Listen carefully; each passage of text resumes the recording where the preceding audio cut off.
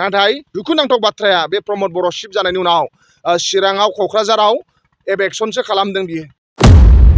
Even प्रमद बर'आ मोनसे समाव बुंदोंमोन बे हाखौ जावनानै नायोब्ला जोंनि आबै आबौनि बेजोंसो मोनगोन होननानै। आरो दिनै ओंखायनो इउपिपिएलआ बे गामियाव हाबफैनो हायाखै। ओंखायनो दिनै इउपिपिएलआ जेरैबायदि खोथा बुंदोंमोन आइडि न' नाम्बार गैयाब्लाबो आइवाइ न' नाम्बार होगोन होनदोंमोन। प्रमद बर' बिथाङा दुलाराय बर' फरायसा आफादाव थानाय समाव माजबाद ओनसोलनि आस्राबारि आरो बे जिंगाबिल ओनसोलनि रायजो राजा बिथांमोनहा प्रमद बर'आ जेला दुलाराय बर' फरायसा आफादनि आफादगिरिमोन, जेला राजा लामा जथेदोंमोन, ट्रेन लामा जथेदोंमोन, प्रमद बर'नि सोमावसारनायखौ मदद होफादोंमोन बे आस्राबारि ओनसोलनि बा आथियाबारि ओनसोलनि बे माजबाद ओनसोलनि बे रायजो राजा बिथांमोनहा। नाथाय दुलाराय बर' फरायसा आफादनि बिबाननिफ्राय ओंखारखांनायनि उनाव बिटिसिनि चिफ जाखांनायनि उनाव दिनै रायजो राजानि जेंनाखौ बे टटेलि जोगारदों। नाथाय आन्दालन समाव राजा लामा जेला जथेयो, प्रमद बर'आ जेला एबसुआ बुंहरो 10टा बास फै, अब्ला बिथांमोनहा बारासो थाङोमोन। प्रमद बर'नि मोनफ्रोमबो खोथायाव अकल प्रमद बर'नि नङा, बिथांमोनहा जाथियाव मोनसे सेन्टिमेन्ट थानायलाय बिथांमोनहा रायजो राजा बिथांमोनहा दायथ' लानानै बड'फा उपेन्द्रनाथ ब्रह्मनि जि आदर्शखौ मोजां मोननानै बा बर' हारिनि सेन्टिमेन्ट थानायलाय दुलाराय बर' फरायसा आफादनि खावलायनायाव बिथांमोनहा थांदोंमोन। नाथाय दुखुनांथाव बाथ्राया बेसो दुलाराय बर' फरायसा आफादनि बै समाव आफादगिरि थानाय समाव गोबां रायजो राजानो खोथा होबोदोंमोन, ओनसोलखौ बिथाङा गोबां बाख्नायनानै खोथा बुंदोंमोन। नाथाय बिटिसिनि चिफ जाखांनायनि उनाव बिथाङा बैफोर मोनसेबो जायगायाव फैयाखै, रायजो राजाखौ खबर लाफैयाखै। इभेन रायजो राजाया जुदि थाङोब्ला खबर लानो थाङोब्ला बिथांमोनहा खबर लायाखै। इभेन प्रमद बर'आ मोनसे समाव बुंदोंमोन बे हाखौ जावनानै नायोब्ला जोंनि आबै आबौनि बेजोंसो मोनगोन होननानै। नाथाय दुखुनांथाव बाथ्राया बे प्रमद बर' शिफ्ट जानायनि उनाव चिराङाव क'क्राझाराव एबेक्सनसो खालामदों बियो। दा ओंखायनो हा पाट्टा होनांगौमोन, नाथाय बिथांमोनहा होनो हायाखै। जोंनि सरन बर' आदा बिथां एमएलए बिथांनि नाजानायावसो बे ओनसोलनि रायजो राजाया हानि पाट्टाखौ मोनदों। बे ओंखायनो जोबोद दुखुनांथाव बे बिराद दुखुनांथाव बाथ्रा। ओंखायनो बे ओनसोलनि रायजो राजा बिथांमोनहा गोथौ दुखुफोर मोननाय दङ। आरो दिनै ओंखायनो इउपिपिएलआ बे गामियाव हाबफैनो हायाखै। ओंखायनो दिनै इउपिपिएलआ जेरैबायदि खोथा बुंदोंमोन आइडि न' नाम्बार गैयाब्लाबो आइवाइ न' नाम्बार होगोन होनदोंमोन। मैगं फाननानै जाग्रा, ना फाननानै जाग्रा बै मानसिफोरनो रां अनसुंथाइ होनो होनदोंमोन। दा बिथांमोनहा मोनसेबो खामानि मावाखै। ओंखायनो दिनै रायजो राजा बिथांमोनहा दिनै हाग्रामा महिलारि सारखौ फोथायनाय दङ। आरो हाग्रामा महिलारि सारा सरकाराव फैनायनि उनाव उदालगुरि ओनसोलाव मिनि सेक्रेटारियेट लुगोन, इउनिभारसिटि लुगोन होनदों। आरो जा लामा दालां जानांगौ बेखौबो मानाव गेदेर हाग्रामा महिलारि सारासो आवगाय लुखांबाय। आरो जा लुबावनो दङ बेखौ जोंनि बिपिएफनि दैदेनगिरि बिथांमोनासो लुगोन। आरो बे ओनसोलनि रायजो राजाया बिराद मोजां। आं अराय सम इसोरनाव आर'ज खालामबाय थायो बे गामिनि ओनसोलनि रायजो राजाया अराय सम मोजांल' थांना थाथों, फिसा हौवा फिसा हिन्जावफ्रा लेखा फरायनो हाथों, बेखौ जों मिजिंथिनाय थाबाय।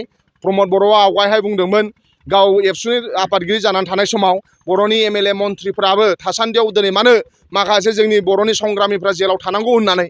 नाथाय दिनै प्रमद बर'आ उल्था, दिनै प्रमद बर'आ शिफ्ट जाफैनानै दङ। प्रमद बर'नि गोबां लोगोफ्रा एमएलए मन्थ्रि जानानै दङ। नाथाय एकर्डनि उनावबो जोंनि माखासे सागानगिरि बिथांमोनहासो दिनै जेलाव दङ। बेफोर बिराद दुखुनांथाव बाथ्रा। ओंखायनो प्रमद बर'आ मोनसे समाव बुंदोंमोन गाव खुनु दिन एमएलए मन्थ्रि जाया होननाय मानसिया दिनै शिफ्ट जाफैबाय। 1 नाम्बार प्रमद बर' थगायनाय। एकर्डआ आखरे आखरे इमप्लिमेन्टेसन जायाब्ला सुइसाइड खालामदों होनदोंमोन, बेबो थगायनाय। 1 भट 1 जब होनदोंमोन बिथाङा, न'खर न'खर साख्रि होगोन होनदोंमोन। दा जोंसो उल्था बुंबाय इंराजि रोङा नामा बिसोर जबनि खामानिखौ मिन्थिया होननानै। थेला बोनायाबो दाना जबसोनो। सोरबा जुदि थेला बोयोब्ला बेबो जबसो मावदोंनो बिसिना। दा ओंखायनो प्रमद बर'नि बे मोसा खोथा बुंनायखौ लानानै गामिनि रायजो राजाफ्रा रागा जोंदों। इउपिपिएलफ्रा गामिनि रायजो राजानो हाबनो हायाखै। आरो इउपिपिएलनि सायाव गामिनि रायजो राजाया फोथायनाय गैला।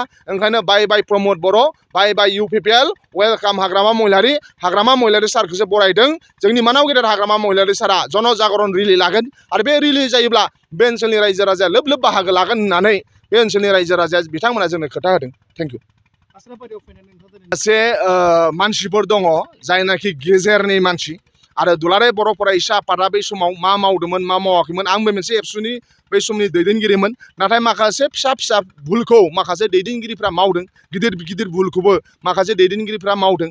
नाथाय बिनि हानि पाट्टाखौ मानाव गेदेर सरन बर' MLA नि नाजानाय आरो गामिनि ओनसोलनि माखासे दैदेनगिरिफोरनि नाजानायनि गेजेरजों माखासे हानि माबाखौ जेंनाखौ एसेबाबो सुस्रांनो हादों आरो जोंसो BPFआसो हागोन एबसुआ हाया एबसुआ मोनसे नन सरकारि मानसिसो बिसोर प्रेसारसो होनो हायोमोन दा दिनै UPPL जों गावसोरजों एबसुजों जेबो फारागथि गैया दा दिनै हायोमोन बिसोरो UPPL सरकार थानायनि उनाव नाथाय बिथांमोना गोसोआनो गैया बिथांमोना एबेक्सन खालामग्रासो दिनै UPPLआ बर' रायजो राजाखौ एबेक्सन खालामोब्ला एबसुआ फंसेबो खोथा बुङाखै बिथांमोना नायनोनो थाङाखै दिनै बेबादि दुलाराय बर' फरायसा आफादा चिरां क'क्राझाराव प्रमद बर' एबेक्सन खालामबा फेरेंगा एबेक्सन खालामबा एबसुनि मानसिफोरनि मेगनाव मोदै गवाखै आरो बिथांमोना नायनोबो थाङाखै बेनि थाखाय बिराद दुखुनांथाव बाथ्रा दुलाराय बर' फरायसा आफादनि बेबादि रलखौ लानानै दा ओंखायनो आं बेखौनो सानो बिथांमोननि बेबादि रल लाबाय थायोब्ला रायजोनि अनसायनाय बिथांमोना मोननाय नङा ओंखायनो जिंगाबिल ओनसोलाव बे ओनसोलाव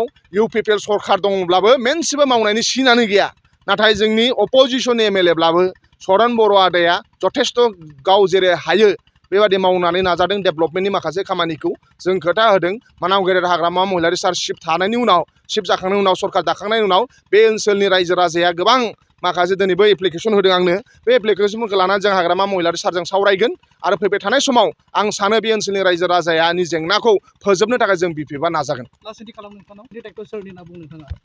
नङा जोङो भारतआव फरेस्ट डुलार एक्ट मोनसे आयेन जादों आयेन पास जादों फरेस्ट डुलार एक्ट माने ट्राइबेलफोरा हानि पाट्टाखौ मोननो नांगौ जाय 2005-06नि सिगाङाव रायजो जानाय नङा होमबा बे फरेस्ट डुलार एक्ट बेनि थाखाय जों मोनखानो नांगौ मानोना जोङो ट्राइबेलफोरा जल जंगिल जामिन बेखौ नागारनानै जोङो आलादा जेबो साननो हाया जेराव हाग्रा थागोन जेराव दै थागोन जेराव हा मा थागोन बाव जों ट्राइबेलफ्रा थायो ओंखायनो होनदों ट्राइबेल आदिबासि होननानै जायखौ बुङो जोंखौ ट्राइबेल इंलिसाव ट्राइबेल होनो बे ट्राइबेलफ्रा जल जंगिल जामिनखौ नागारनानै जेराव थाङा नाथाय जोंहा अननाय दं फरेस्टनि एगेन्स्टआव जों खामानि मावा भारतनि संबिधानजों जों खामानि मावा दा ओंखायनो नाथाय हाया बयनिफ्राय जोंनि देरसिन हा थायोब्ला नोङो न' मोनगोन हा थायोब्ला नों डेभेलपमेन्ट जागोन हा पाट्टा मोनोब्ला नोङो लामा दालां जागोन हा पाट्टाया बयनिफ्राय जोंनि देरसिन बिराद इम्परटेन्ट हा थायोब्लानो कलेज इउनिभारसिटि फरायनो लनबो मोनगोन नाथाय बे हानि भेलुखौनो